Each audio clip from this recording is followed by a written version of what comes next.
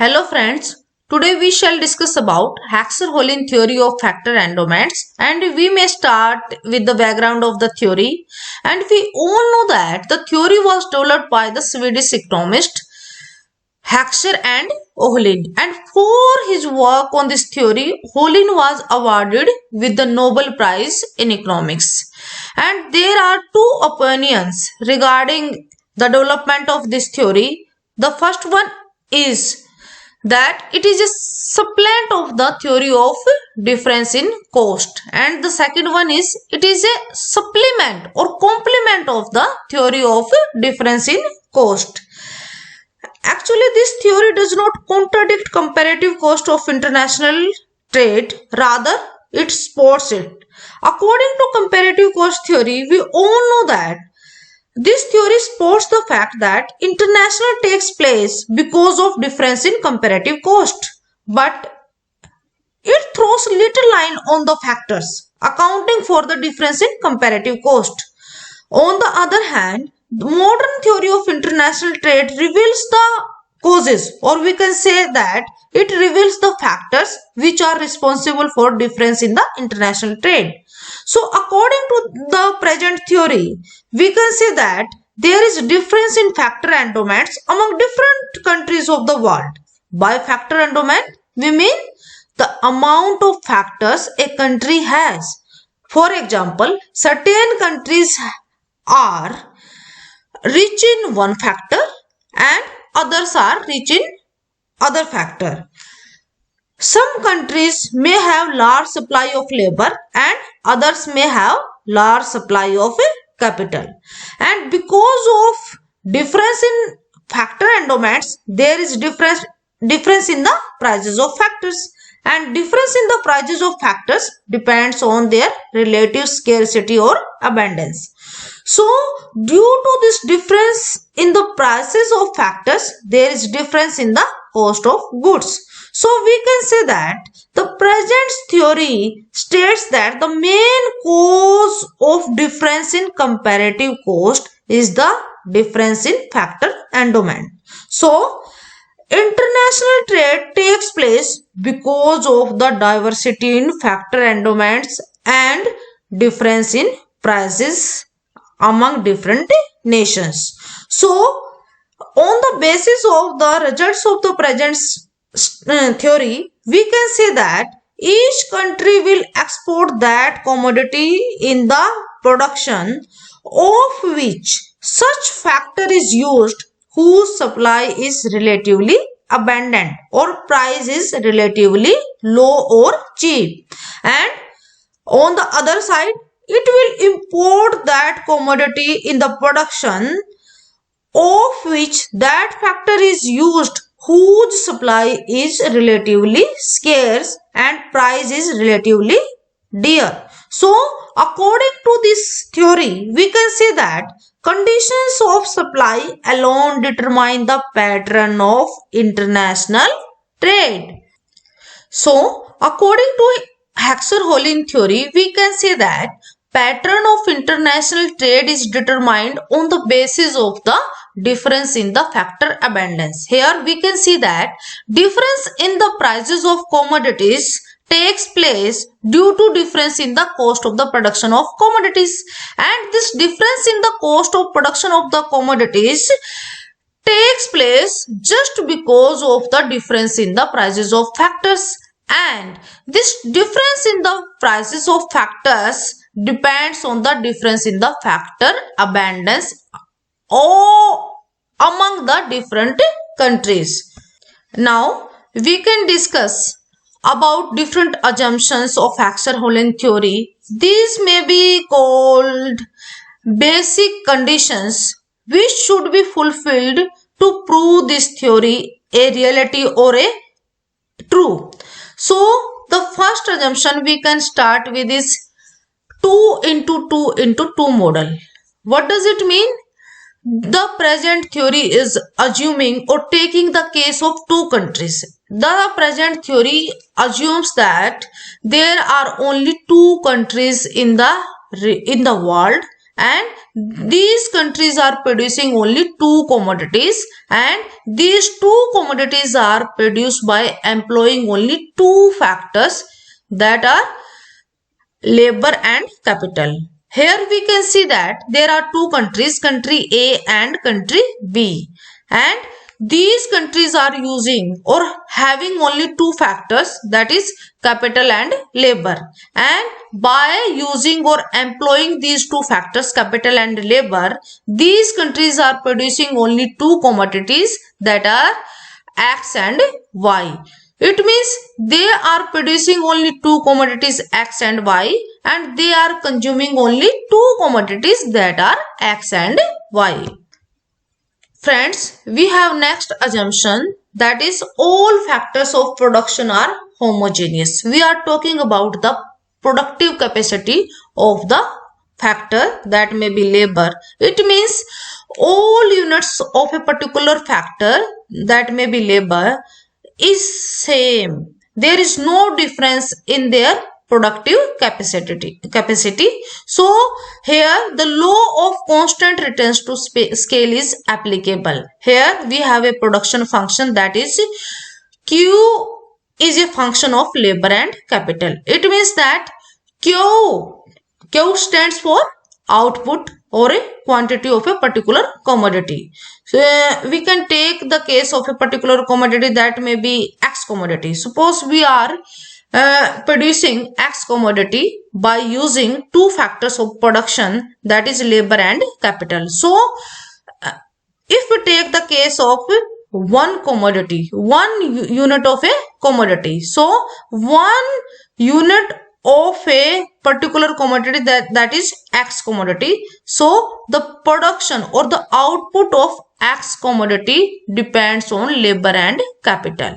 And if we increase the number or the amount of a particular factor, then the same increase will take place in case of output. Here we can see the example. The next assumption is the taste in the two countries are identical. It means that if two countries are producing different commodities, suppose we are taking here the case of India and America. India is producing X commodity and America is producing Y commodity. It doesn't mean that if India is producing X commodity, then India will consume only X commodity and America will consume only Y commodity. No, that is not the reality. If India is producing only X commodity, it will consume both X and Y commodity and it will import the Y commodity from America and America will import X commodity from India. So both of the countries will consume a combination of X and Y commodity. They will not consume only one commodity which is produced by the particular country at their home. So we are assuming here the taste in the two countries are identical. And the next assumption is the two countries have different relative factor and domain, namely capital and labor. Yes, we have already discussed that fact that one country may be capital rich country and other may be a labor rich country. So there is a difference in their abundance. The next one is goods are classified as capital intensive and labor intensive. Here we are discussing a production function. Here we are talking about the quantity of a particular factor which is used to produce a particular commodity. So here we can say that Y may be a capital intensive product and X may be a labor intensive product. The last assumption is there are no trade restriction between the two countries. It means it refers to the situation when there is no imposition of trade on the border when a commodity crosses the border. There is no trade barriers when a commodity crosses the border. Here we can look at the slides and we have two countries. We can take the case of two countries, that is America and India. And we are assuming that America is a capital rich country and India is a labor rich country. And just because America is a capital rich country, it will produce capital intensive product while India will produce labor intensive product. Friends, we have said that some countries are rich in labor and some countries are rich in capital. On what basis we have said that? What is the criteria? So here we have two criteria which were given by Haxer-Holin, and by using this criteria we can measure factor abundance of the country. The first one is physical criteria. So how can we explain this criteria? According to this criteria, a country is said to be relatively capital abundant if and only if it is endowed with a higher proportion of capital to labor than the other country.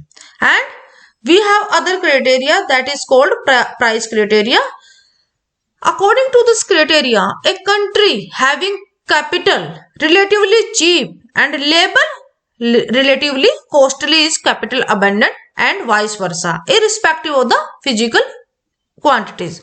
So by using this criteria or by applying this criteria, we can know the abundance of a particular country.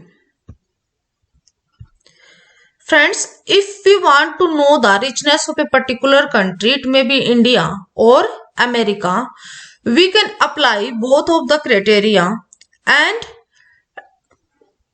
we are not concerned with the absolute quantity of a particular factor, but we are concerned with the relative.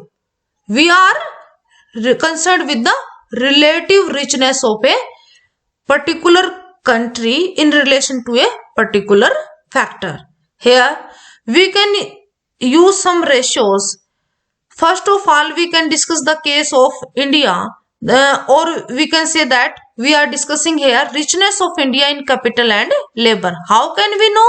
By comparing the ratio of different factors among different nations. Here we have two countries, India and America, and two factors, that is capital and labor. If the ratio of capital and labor is greater in India in comparison to America, it means India is a rich country in terms of capital. And if the ratio of labor and capital is greater in India in comparison to America, then India is a rich country in relation to labor. Now we can discuss the case of America, or we can find out the richness of America in relation to capital and labor. If America has more ratio of capital and labor as compared to India, then we can say that America is a rich country in relation to capital, or America has more supply of capital as compared to India. Now, if we have different situation, if America has more ratio of labor and capital in comparison to India, then we can say that America is a rich country as compared to India. Now, we can move on the next criteria, that is price criteria. By applying this criteria, we can know the richness of India in relation to capital and labor. In which factor India is rich or poor. So now we have to compare the ratio of the prices of capital and labor between two countries. Now we have the same country, America and India, and same factor, that is capital and labor. Now we have to compare the ratios of prices of the two factors.